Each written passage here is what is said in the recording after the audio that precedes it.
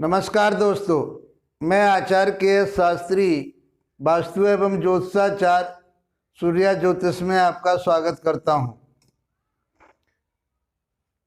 मित्रों, हमारा वैवाहिक जीवन के बारे में चर्चा चल रही है कि वैवाहिक जीवन कैसा रहेगा।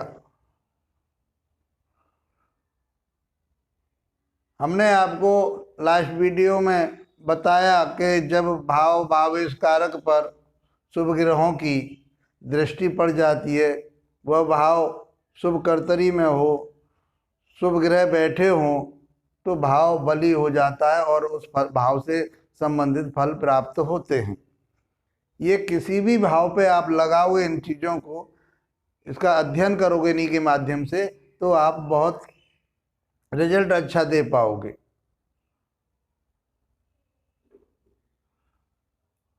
आज अध्याय 105 में हम वैवाहिक जीवन में होने वाले जो कलेश हैं, लड़ाई झगड़े हैं, किस कारण से होते हैं, उसके बारे में आज चर्चा करेंगे। बहुत आसान तरीके से आपके सामने ये चर्चा चल रही है और हम सिद्धांत को साथ लेकर के चल रहे हैं। तो हमने पहले क्या देखना है? भाव देखना होता है, फिर भावेश देखना होता है, उस भाव का स्वामी। नंबर 3 पर हम फिर कारक देखते हैं। 4 पर चंद्रमा को भी देखना चाहिए। 5 पर D9 को देखना चाहिए।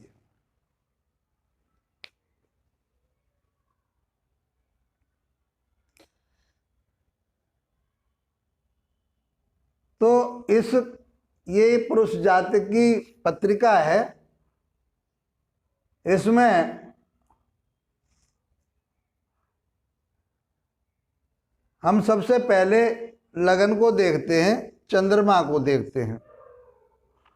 तो लगन से ये है कि उसके आत्मबल का और उसके रोगी निरोगी होने का ज्ञान हो जाता है। तो लगन में कर्क राशि बैठी हुई है और कर्क राशि के जो स्वामी बनते हैं चंद्रमा, वो भी अपने ही भाव में बैठे हुए हैं, लगन में ही बैठे हुए हैं, अच्छे हुए।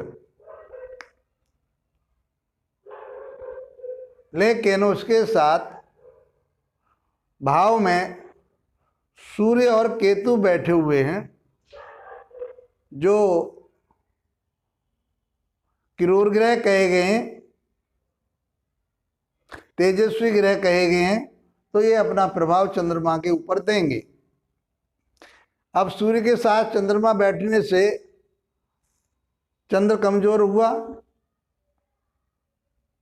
अमावस्या का दिन, और सूर्य और चंद्र किसके साथ हैं? केतु के साथ। ग्रहण दोष भी। तो दोनों पीड़ित हुए। चंद्रमा के ऊपर सूर्य का और केतु का प्रभाव पड़ा। क्या इस भाव को कोई ग्रह देख रहा है? तो शनि की दृष्टि जा रही है यहाँ पर। 1 2 3 तीसरी दृष्टि शनि की भी जा रही है। तो लगन बहुत कमजोर हो गया। सप्तम भाव से मंगल और राहु की भी दृष्टि जा रही है। तो ये भाव तो बहुत ही पीड़ित हो गया। तो अब क्या कह सकते हैं हम कि इस आदमी का स्वास्थ्य, इस व्यक्ति का स्वास्थ्य बढ़िया नहीं रहेगा। ये मानसिक रूप से भी परेशान रहेगा और शारीरिक रूप से भी परेशान रहेगा। इसमें चिड़चिड़ापन, गुस्सा, क्रोध बात बात पर आएगा। मंगल की दृष्टि है, राहु की दृष्टि है, प्लानिंग बनाएगा, अननेसेसरी प्लानिंग बनाएगा। सोच उसकी अच्छी नहीं रहेगी, नेगेटिव सोच रहेगी उसकी। ये तो हमने उसके स्वभाव का और उसका ले लिया। अब बात करते हैं क्या पति पत्नी में आपस में झगड़ा होता है, तो कैसे होता है, कौन से ग्रह हैं ऐसे। तो हम सप्तम भाव को देखते हैं। इस जातक का सप्तम भाव ये पत्नी का भाव है। यदि ये कुंडली पुरुष जातक की है तो ये पत्नी का भाव है, और ये स्त्री जातक की होती तो ये पति का भाव हो जाता। यहाँ से फिर पति को देखते। तो आज हम जो देख रहे हैं वो पत्नी भाव को देख रहे हैं, सप्तम भाव। अब सबसे पहले क्या देखते हैं उस भाव में? उस भाव में सबसे पहले देखते हैं कि कौन सी राशि बैठी हुई है। तो मकर राशि बैठी हुई है। ये फलित करने का एक जो सिद्धांत होता है, फलित जिस तरह से किया जाता है, वो आपको मैं उन बातों को बता रहा हूं। राशि कौन सी बैठी है हम बता चुके हैं आपको। भाव को कैसे रीड किया जाता, कैसे अध्ययन किया जाता है किसी भाव का। भाव में बैठी हुई राशि को देखते हैं, भाव में बैठे हुए ग्रहों को देखते हैं, भाव को देखने वाले ग्रहों को देखते हैं, कहीं भाव पाप कर्तरी या शुभ कर्तरी में है, ये 4-5 चीजें इनको देखते हैं।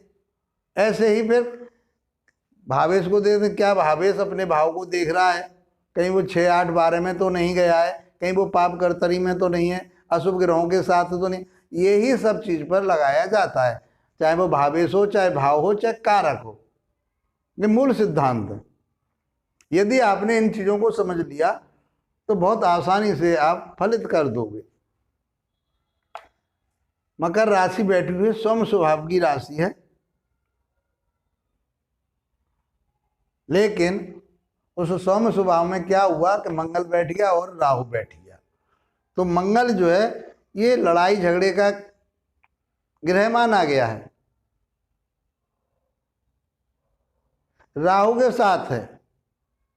तो लड़ाई झगड़ा होगा तो कैसे होगा? प्लानिंग के साथ होगा, सोच समझ करके होगा। केतु का भी प्रभाव आ रहा है, सूर्य का भी प्रभाव आ रहा है, ये भी तेजस्वी ग्रह हैं। केतु भी मंगल जैसा प्रभाव देता है। जैसा मंगल होता है, मंगल का ही रूप केतु को माना गया है। जो स्वभाव मंगल का है वो केतु का है। कुजवत केतु कहा गया है शास्त्रों में, कुछ कहते हैं मंगल। जैसा मंगल है वैसा ही केतु है, तो केतु का भी प्रभाव यहाँ आ रहा है। चंद्रमा पर प्रभाव जा ही रहा है इनका, आमने सामने बैठे हुए हैं। तो दोनों में आप समझ पा रहे होंगे किस तरह की बातचीत होती होंगी। तो हमने भाव को भी देख लिया, तो भाव पीड़ित हुआ हमारा ये सप्तम भाव। भावेश को देखें अब यहां से, तो शनि 11वें भाव में गया हुआ है, बढ़ोतरी हुई है उसकी, और मित्र के घर में गया है, ठीक है वो। तो भावेश अच्छा हो गया। अब भावेश पर किसी ग्रह की दृष्टि है, 1, 2, 3, 4, 5 राहु की दृष्टि जा रही है। राहु शनिवती ही होता है। और किसकी दृष्टि जा रही है? तो गुरु की दृष्टि जा रही है उसके ऊपर। और किसी की दृष्टि नहीं जा रही, तो गुरु की दृष्टि भी नुकसानदायक नहीं है। तो हम कहेंगे कि भावेश लगभग शुभ हो गया, कोई पाप कर्तरी में नहीं है। अब कारक को देखते हैं। पुरुष की कुंडली में शुक्र को देखा जाता है। तो शुक्र कहाँ गया है? 12वें भाव में बैठा हुआ है। यदि लड़ाई झगड़े के हिसाब से हम देखें, वैसे शुक्र तो बढ़िया है, यहाँ पर अच्छा माना जाता है 12वें घर में। हम कई बार बताया है आपको कि काल पुरुष की कुंडली में ये 12वां भाव मीन राशि पड़ती है यहाँ पर, तो यहाँ उच्च का माना जाता है, इसलिए इसको अच्छा मानते हैं शुक्र को। लेकिन यहाँ लड़ाई झगड़े की बात जहाँ हो रही है, हम अपने पॉइंट पर रहेंगे। जो हमें प्रश्न आ रहा है सामने वो है लड़ाई झगड़े का। तो लड़ाई झगड़ा कहाँ से होता है? तो लड़ाई झगड़े का हमारा भाव कौन सा होता है? 6ठा भाव होता है। ये इसे कहते हैं शत्रु भाव। 6ठा भाव हो गया और ये लगन से छठा हुआ, और यहां से छठा कौन सा हुआ? 12वां, 12वां भाव हो गया। तो छठा और 12वें भाव से लड़ाई झगड़े का तो हो गया ना। लगन से छठा भाव लड़ाई झगड़े का होता है, शत्रुता का होता है। और यदि हम इस भाव को देख रहे हैं, सप्तम भाव को, तो सप्तम भाव से 12वां भाव छठा पड़ता है। 1 2 3 4 5 6, ये भावात भावम की संख्या के हिसाब से देख रहे हैं हम। यदि हम यहाँ से देखेंगे तो लगन पे भी तो जाना है हमको।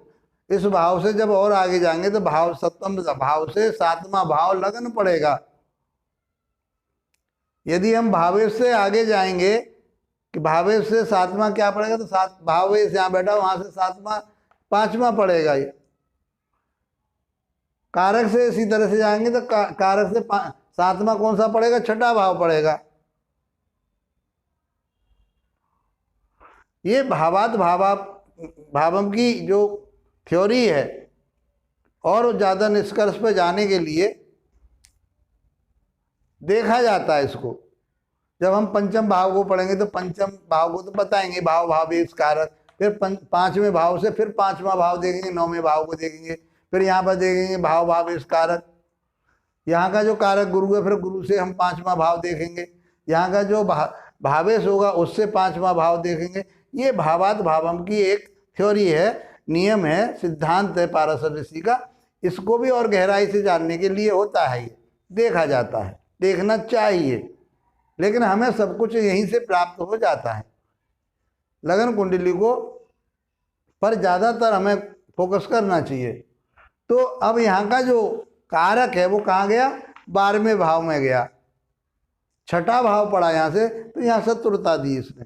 किसके साथ? इसके साथ, लगन के साथ। अब यदि हम इसकी बात करें छठे भाव की, तो छठे भाव का भी संबंध सप्तम से हो जाए, सप्तम भावेश से हो जाए, सप्तम कारक से हो जाए, तो लड़ाई झगड़े होंगे। उधर क्या होगा कि मंगल का, केतु का और राहु का एक्सेस हो जाए, और वो भी संबंध बन जाए, तो 100% मारपीट पे ही जीवन गुजरेगा।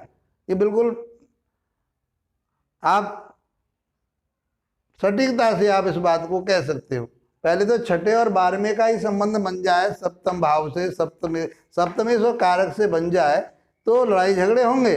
लेकिन उसमें भी मंगल का और केतु का भी प्रभाव आ जाए तो 100% झगड़े होने ही होने, और जीवन भर झगड़े रहेंगे। तो इस प्रकार से हमने देखा कि छठे भाव का स्वामी कौन है? गुरु है। और गुरु यहाँ बैठा हुआ पंचम भाव में, पंचम भाव से किसको देख रहा है? यहाँ के स्वामी को देख रहा है, भावेश को देख रहा है। तो इनमें लड़ाई झगड़े होने की पूरे चाहे 100% इनमें लड़ाई झगड़े होते ही रहेंगे, और हमेशा होंगे, इसका कोई निदान नहीं होगा। अब देखते हैं हम चंद्रमा की स्थिति कि चंद्रमा D9 में नीच का होकर चला गया, 10वें भाव में गया है। नीच का तो है, लेकिन वो यहाँ से कमजोर है, और यहाँ नीच का होकर के और कमजोर हो गया। तो मानसिक स्थिति बढ़िया नहीं, छोटी छोटी बातों पर जो सोच है वो नेगेटिव ही रहेगी, बढ़िया नहीं रहेगी। अब बात करें शनि की, तो शनि गया है नीच राशि में, चला गया है यहाँ पर 3रे भाव में बुध के साथ। तो ये भी अच्छा नहीं माना जा रहा, क्योंकि वो नीच अवस्था में चला गया। कारक शुक्र को देख ले हम, तो शुक्र अपने ही घर में बैठा, 4थे भाव में बैठा हुआ है, तो शुक्र लगभग ठीक है। तो इस कारण से इनका वैवाहिक जीवन चलेगा, और लेकिन कैसा चलेगा? वो लड़ाई झगड़े के साथ ही चलेगा। ये इसमें कोई दो राय नहीं है। इनके जीवन लड़ाई झगड़े के साथ ही बीतना है। आगामी इसी कुंडली को ज़्यादा लंबी हो जाएगी, पर ये बताएंगे कि क्या इन दोनों का तलाक होगा या नहीं होगा, इसके बारे में भी आगे चर्चा रहेगी। हम इसी कुंडली को आगे और लगा लेंगे, पढ़ा लेंगे। तो मित्रों, बहुत आसान तरीके से मैंने आपको ये लड़ाई झगड़े का जो पति पत्नी में कारण होता है वो मैंने आपको बताया, और आप इसको बहुत अच्छी तरह से समझ पाए होंगे। तो मैं आपसे उम्मीद करता हूँ कि मित्रों, इस चर्चा को लाइक कीजिए, शेयर कीजिए, सब्सक्राइब कीजिए, बेल आइकॉन को दबाइए। जो नए हमारे दर्शक आए हैं, पहली बार जिन्होंने हमारे वीडियो को देखा है वो सब्सक्राइब करें और हमारी वीडियो को क्रम से देखें। जीवन में आपको ज्योतिष का लाभ मिलेगा। हम आपको ज्योतिष सिखाना चाहते हैं, आप सीखिए और इसका लाभ उठाइए। इसी के साथ आप लोगों का धन्यवाद। नमस्कार।